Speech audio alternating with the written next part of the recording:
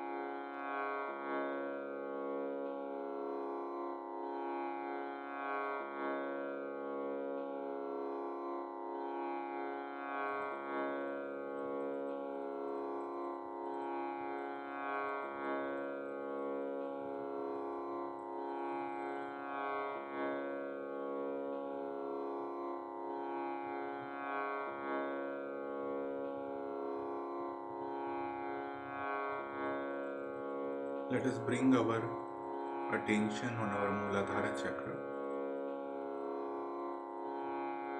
and put our both hands on the floor.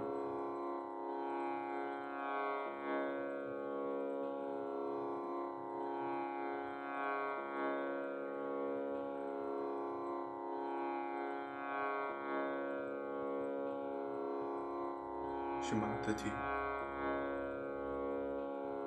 kindly remove all the imbalances in our Muladhara chakra and bless us with the qualities of Shri Ganesha.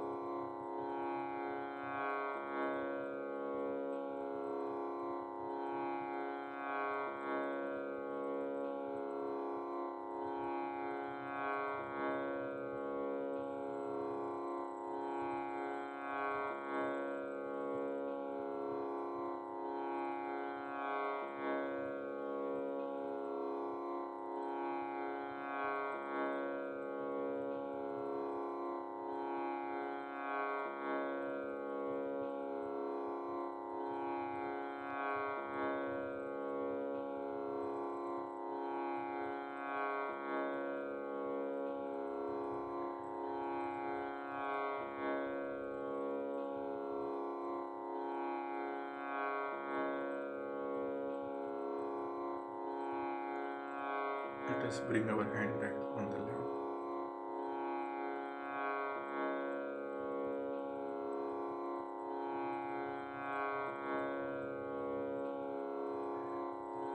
Let us move our attention from Muladhara to Sahasrara through our central channel slowly.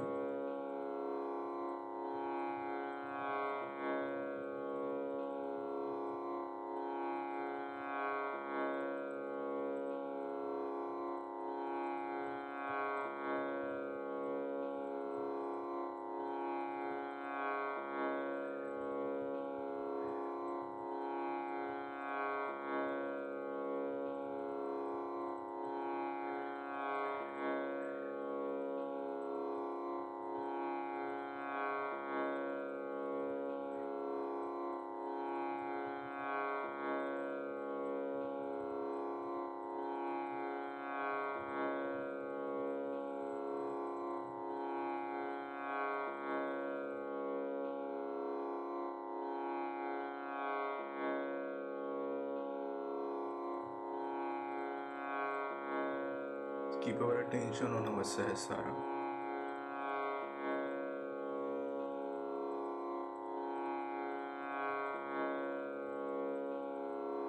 Shri Mataji, kindly bless us with the thoughtless awareness state.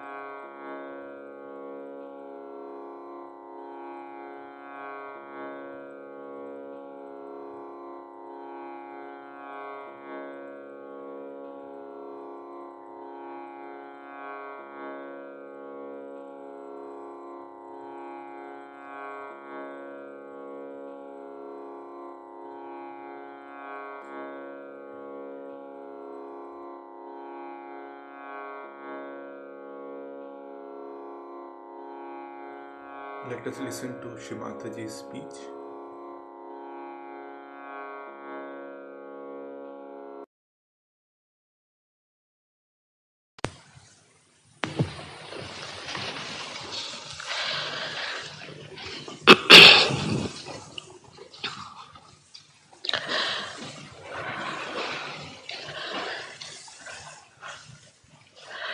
The other day on the radio, they asked a very nice question, which I think I should handle first. And the question was, what is the difference between other sects and Sahaja Yoga? It's a very good question because it gives you a relative idea as to what is reality and what is not. First of all, we should see what is the need of Sahaja Yoga. Sahaja, as you know, is Saha means with, Ja means born. Is born with you, means is spontaneous. It is with you. What is with you is the right to be united with the divine. That is, to be in yoga, to be united with God. Now there are people who just don't believe in God either. It's quite possible. They are frightened to hear the name of God because of various experiences they have had, the various ideologies that have prevailed. But God exists, no doubt, whether you like it or not. But unless and until you have felt the existence of God, to believe in God is difficult. One can understand that. Now, what is Sahaja Yoga? In Sahaja Yoga, what actually happens to a personality is this, that the sleeping power, or we can say unawakened power within you, which is your germinating power, arises, passes through the various subtle centers within you and pierces through this fontanelle area, and what we call it as a baptism, as a blessing or the grace of the Holy Ghost, you get your realization. It's a happening. It's actualization. It is living. It is living. It is the blessing of the living God, not of an artificial one. Like anybody calling you, say, all right, let me baptize you, and just puts your hand, their hand on the head. it may not be baptism at all, because how can he? Because he has not raised your Kundalini. It's like any seed, supposing we have, and the seed, we say that this seed is living. All right, how do you prove it? Unless and until you germinate it, how can you prove that it's a living thing? So the germination has to take place. Unless and until that happens, how can people believe in anything, whatever you may call it? So this rebirth has to take place, as everybody has told. Now we need not sort of deny all that, defy all that, but we can keep ourselves open to understand what is the thing they are talking about. Now why? What is the need? What is the need for a person to get his realization? That's the main thing. First of all, people have said you are the spirit. All right, we may be. So why? What is the need to be the spirit? We are all right as human beings, as flesh, everything. What is the need to be realized? And once you understand the need, then you will understand what is Sahaja Yoga and what our other sects are. The need is this, that you are a part and parcel of the whole. Like a big primordial being you can think of, and he has many cells, and you are one of the cells. But you are not aware of it. You are not yet collective. Now the difference between collective and a mass system is different. In a mass system, you can hypnotize complete mass. They'll start dancing, jumping, screaming, shouting. You can do what you like to masses. If the masses are of a weak-minded thing, you can ask them to commit suicide. You can tell them anything they will do if you just want to use the mass media. Like they become hysteric. Actually, it is a special thing within us which makes you mimic others. Is a very ancient thing within us, very, very ancient. That we were, as animals, we used to do that. See, you have seen birds. Have you ever seen the birds like cranes flying out? They always go in a triangular way. And as the leader turns, all the rest of them follow it very automatically. So that's this instinct we had to follow others, you see, to copy others. That's a very deep training to our being, that we try to follow others. And that's why what happens, we see some people going somewhere, so we think, oh, we should also do the same thing. Is that competition between us?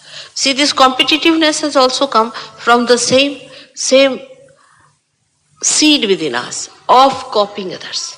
You see, we try to copy others.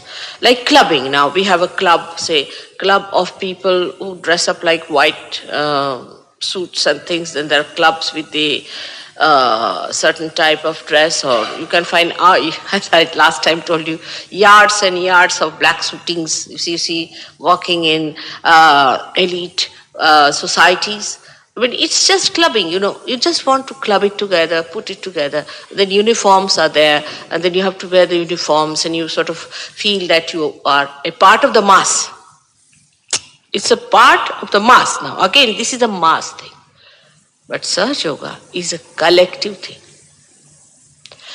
People talk of collectivity. All of them talk of collectivity. But it is only rational. It is artificial. For example, a husband and wife must live together happily. Now the reason for that they give is that if they don't live happily, this will happen to children, that will happen to children, that will happen, and that it may be that it won't be good for both of them. So we reason it out, go to a point, a rational point, we call it a logical point, where we say, all right, we should not give up the relationship between husband and wife. But supposing husband and wife get realized, then what happens? They become aware of their duty as parents, aware. Awareness is a very different thing from just be in mass. Like husband-wife feel that, you see, marriage is not thinking, but you just feel it within yourself, not as a feeling of emotional style, but actually it becomes your being. For example, after realization, you start feeling the cool breeze in the heart. But supposing the husband and wife are trying to deceive each other, immediately the vibrations will go away. They'll feel no cool breeze. It's finished. They cannot proceed more further with it. Supposing a person has bad habits, say some dirty habits he has developed in his childhood and is continuing with it. After realization, if he starts indulging into it, immediately he'll find he's feeling uneasy and his vibrations are lost. He becomes aware, means on his central nervous system he can feel the bad effects of what we call as bad. He feels burning, he feels different centers are in trouble. I mean, he can feel it just like as you can feel it hot and cold on your fingers. So when you become aware, then real collectivity can come. It is not a rational thing to say, oh, we are interdependent and we have to help each other. We must do this in a way that nobody should be harmed, that we should not be harmed, and all this rationality is not needed. For supposing tomorrow, if somebody tries to put a pin through, immediately the another hand will go there and hit the person and this hand will go back. All the body will react automatically. The whole body will react to aggression on one side or any kind of problem. But it is aware. It is not doing with rationality, it is spontaneous. There is no question of anybody thinking about it, but it happens spontaneously. So to preserve ourselves, to preserve our body, mind, everything is a disintegrated action before realization. For example, before realization, the brain will say, all right, you do like this. But the heart will say no. For example, supposing a man falls in love with a married woman. So the heart says, oh, it's carry on, she's a nice lady. Brain says, no, it's not proper, it's disturbing her family life, is not a good thing. The dharma, the religion part in the stomach, which is also a reality. It is not the dharma we talk of in the church or anything. The gentleman can come here, please. There's a seat here. May God bless. So that can be done, and but the realized person does everything in an integrated way. In an integrated way. Like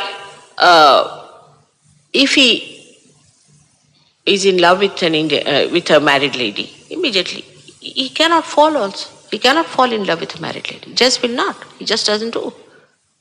No question of then saying lead us not to temptation. You just don't do bad things. You just don't like it. Because you become aware, and the awareness is not rational at all. We cannot think of awareness which is not rational. Because whatever is not rational, according to us, is nonsensical, is erratical, is arbitrary, is nonsensical. But it is a sense that develops within you. It's an actual sense within you that develops. Not the way it is developed with thinking, the sense with your mind, but the sense in your organs, in your body, in your being, in your heart, that you just don't do it. This is awareness and this is collectivity. And those who cannot rise to collectivity cannot be good surgeons. And once you understand that this comes through the awakening of your spirit, then you understand all the problems of the world can only be solved if human beings become that collective being. That collective being is the spirit. And this collective being, if it is somehow awakened in our attention, then we automatically become that. Automatically we become collectively conscious. We don't have to rationalize it, just there. Means a little child will immediately say, oh, mother, see, this man has got problems. How do you know? Oh, all my fingers are burning. That person is not denounced because he is not well, whatever may be the problem. That person is not discarded, nor is told that he is good for nothing. But immediately you feel the problem as a witness of that person. And you have a power because you are collectively conscious. As you can correct within yourself, you can correct others also because you are collectively conscious. Means you have the power to correct another person, to relieve him of the pain, troubles and everything, to help him out, to cure him, to do whatever is needed, just by yourself. Because at the point where you are, at the spirit point, you are one with the spirit. I would say, like, while I'm talking to you, I'm only connected with this to you. But supposing I was on a radio station, then I'm connected with many. That point of connection is the spirit. And unless and until you have achieved that point of connection, the rest of all your doings are good for nothing. Now, what is the difference between a sect and Sahaja Yoga? In Sahaja Yoga, an individual, again, we are all individuals before realization. The other day, as I told you in Easter, we are all like eggs. And that's the sign of a human being, that he's still an egg. He lives in a shell. He thinks of himself. He thinks of his family. Is good in a way. He thinks of his country. Everything good up to that point. Because he's a shell. Whatever he tries to make himself big, it's United Nations, everything you be. But that shell business will remain in you. It will be there showing results. But when you get that shell broken completely and you are a bird, you just fly out. So the day of resurrection, as I said, the day of resurrection has started. Is mentioned in the Quran many a times, much more times than about the day of doom. This is the day of resurrection, where people have to be resurrected, to be their spirits, as Christ himself has done that for us by crossing the gates of Agya Chakra. Now, this is not a sect because there is nothing unreal about it, nothing unreal. There's no hypnosis, nothing. You are completely aware of what you are doing. You are aware that there is your power within yourself, and that power is flowing, and that you become that power. But that power is not of domination or overpowering anybody, but of love of God, which is doing each and every work of this world. For these flowers have come out from that. These flowers become fruit because of that. Because of that power, people conceive children. Because of that, you are born. Because of that power, you have become from amoeba to this stage. So that instinct of the mass is very much now prevalent and used in these sects.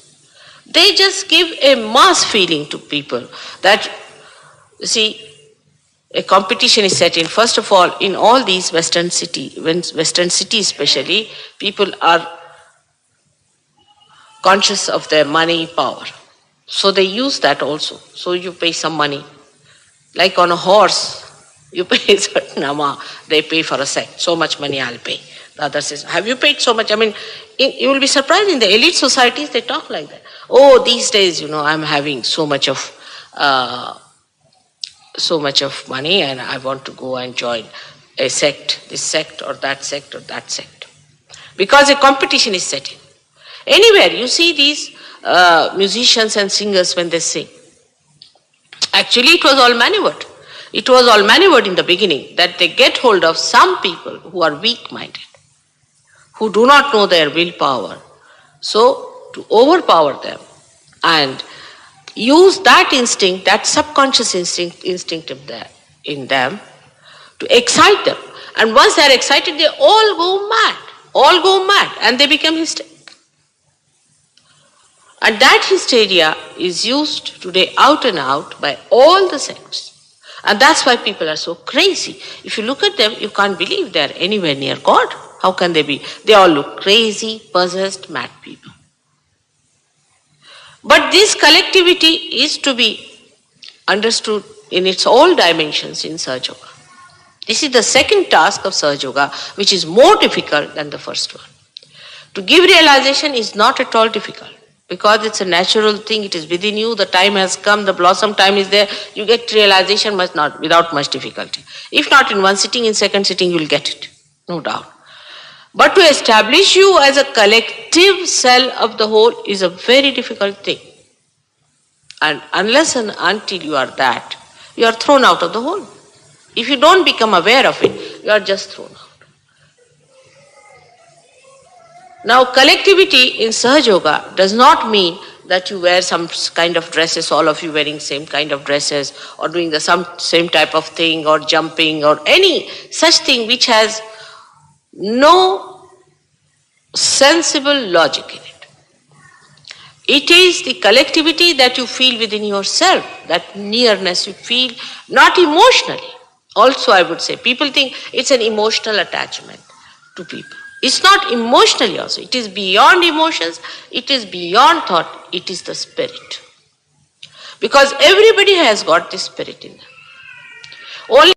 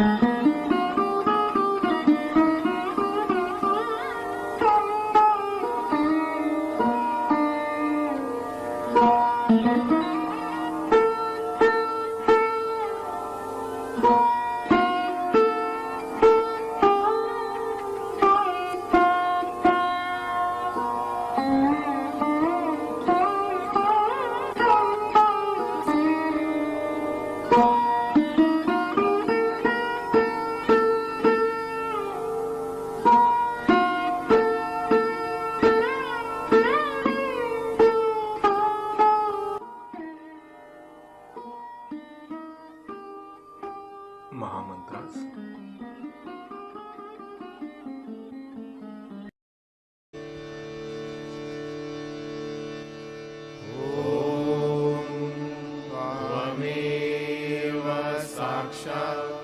Shri Mahalakshmi Mahasaraswati Mahakali त्रिगुणात्मिका kundalini साक्षात् श्री आदिशक्ति माताजी श्री निर्मला देव्यै नमो नमः। ॐ त्वमेव साक्षात् श्री कल्की साक्षात् श्री आदिशक्ति माताजी श्री निर्मला देव्यै नमो नमः। ॐ त्वमेव साक्षात् श्री कल्की साक्षात् श्री सहस्रार स्वामिनी मोक्षप्रदायिनी माताजी श्री निर्मला देव्यै नमो नमः।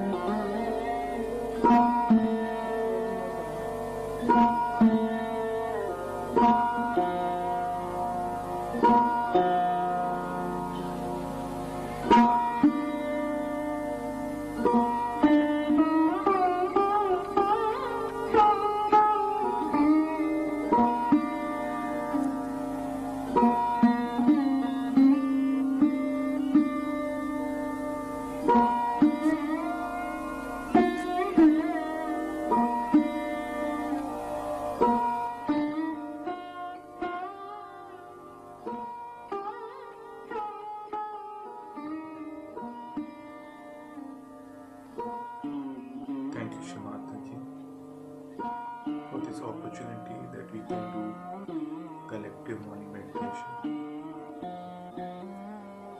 Thank you for the peace and silence. Jai Shri Mataji. Let's bow down to Shri Mataji and take bandhan.